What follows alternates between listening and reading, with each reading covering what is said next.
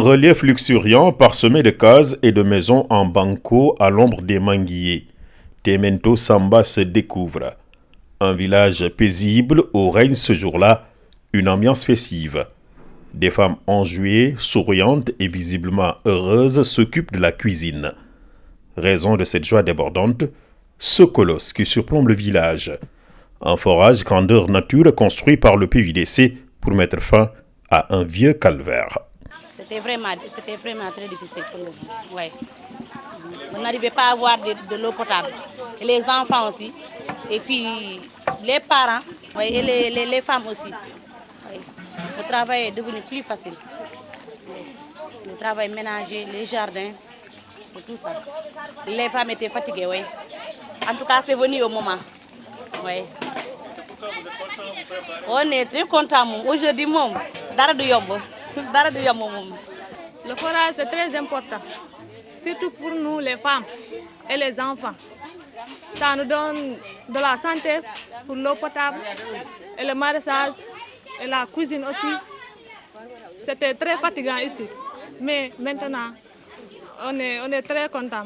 Pour les populations de Temento Samba, ce forage est un véritable soulagement. PUDC am na njëriñ ci réew mi trop dimbal na ñun dimbal na Sénégal yëpp président Macky Sall ci nguuram ñun ci nguuram la am forage dañu dégg forage rek ka mu am forage ci nguuru Macky Sall lay am forage kontaan na maa ngi kontaan foofu.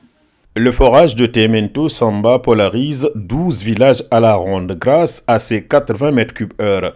Son château d'eau de 20 mètres de hauteur doté d'une capacité de 150 mètres cubes et son réseau de 15 km, c'est un système d'alimentation en eau multivillage. Grâce à cet ouvrage, nos éleveurs n'auront plus de problème d'eau. Nos braves femmes verront leur travail difficile, leur travail très pénible réduit. On ne peut pas enlever le travail des femmes, mais on peut le réduire.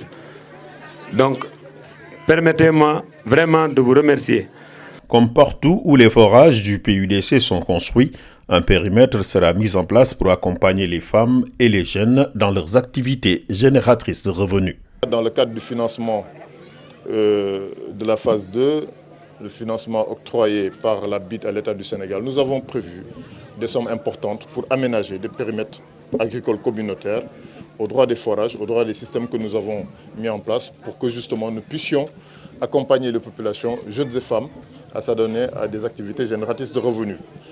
Au moment bien sûr où le gouvernement est en train de mettre en place une stratégie nationale pour que justement l'emploi des jeunes puisse occuper une place importante dans les urgences de la République. Cette cérémonie a consacré la mise en service de l'ouvrage en attendant son inauguration officielle par le ministre du Développement communautaire, de l'équité sociale et territoriale.